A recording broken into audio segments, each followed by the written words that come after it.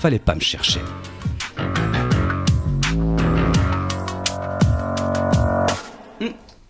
Je me faisais une petite réflexion. L'autre soir, j'étais assis sur les bords de Seine, côté Paris-Plage. Bah oui, c'est le seul endroit qui nous reste pour nous faire croire que c'est les vacances. Et puis, j'aperçois ce bateau, débordant de gentils touristes venus alimenter notre belle ville en tongs, Marcel et autres sacoches Gucci. Bref, des gens normaux.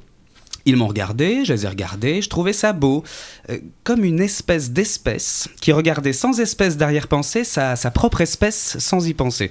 Vous me suivez toujours ? Wow, c'est magnifique, bravo Mathieu. Enfin, moi je trouve ça fou, c'est du Céline bizarre, presque. mais je reste fasciné de cette fourmilière géante que nous sommes. Et on agit comme n'importe quelle autre espèce vivante d'ailleurs. On a juste des degrés d'évolution, mais alors complètement différents.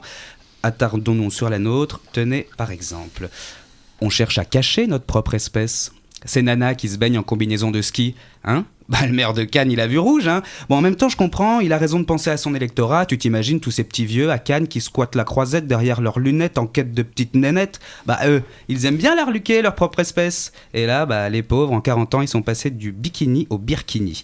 Du coup, il leur reste plus qu'à se contenter de leur petite Georgette. Voilà. On met en danger des membres de notre espèce. Un journaliste a révélé l'homosexualité de certains athlètes des JO. Ils se connectaient sur des applications de rencontres gays en plein cœur du village olympique, prenaient des notes tellement précises qu'il était aisé de deviner de quels athlètes il s'agissait. Faudrait-il rappeler à ce mec-là que dans certains pays du monde représentés aux JO, un homosexuel, même avec une médaille d'or, il finit en tôle ?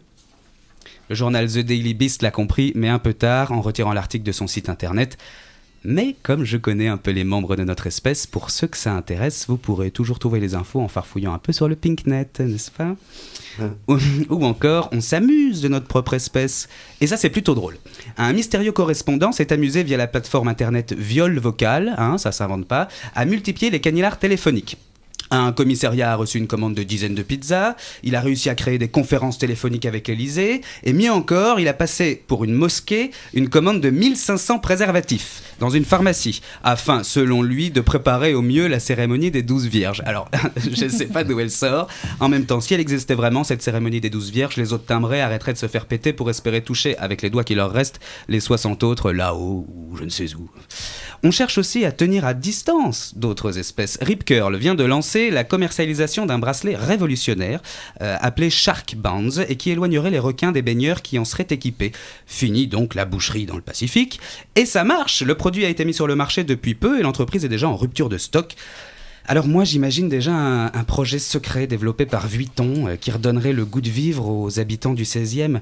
Le bracelet anti-pauvre. Et j'ai déjà la promo. Le Clodo Bands, parce qu'il n'y a pas d'espèce plus importante que vos espèces. Voilà. Ah, et puis on a les têtes d'affiche de l'espèce. Ah oui, il faut en parler quand même. Il y en a plusieurs et des différentes. Omar Sy vient de détrôner Jean-Jacques Goldman au titre de personnalité préférée des Français. Bah il était temps, le mec on le voyait jamais et c'est toujours lui le premier. C'est peut-être ça en fait le secret pour durer, la discrétion. La discrétion, c'est pas vraiment le hobby de nos politiques. Autre espèce dans l'espèce, plus entraînée, plus préparée, mieux informée. En revanche, pendant leurs vacances, ils essayent de nous faire croire qu'ils sont comme nous, qu'ils font les mêmes choses que nous, qu'on est tout pareil et qu'on fait les courses dans les mêmes Carrefour Market. Alors cette semaine, qu'est-ce qu'on a vu ? Bon, la marine s'est amusée avec des petits chats, des blancs, des roux et même avec des encore plus foncés, oui, je vous jure.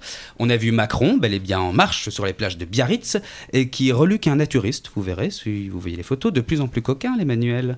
Sarkozy, lui, déguste des spaghetti tomate et parmesan de la mamma Bruni. Il y en a qu'un seul qui fait toujours le poète, c'est Juppé. Je vais regarder les vagues de l'Atlantique sans perdre de vue mon objectif. LOL. LOL, oups, j'ai dit LOL. Ah mais attendez, nous ne sommes peut-être pas vraiment seuls. L'Observatoire européen austral, ESO, a découvert une nouvelle exoplanète, non seulement jumelle de la Terre, mais surtout en orbite autour de Proxima Centauri, l'étoile la plus proche de notre système solaire. Jamais les astronomes n'ont découvert une planète sœur de la Terre et aussi proche, et il y aurait de grandes chances pour qu'on puisse y trouver de l'eau et une atmosphère accueillante.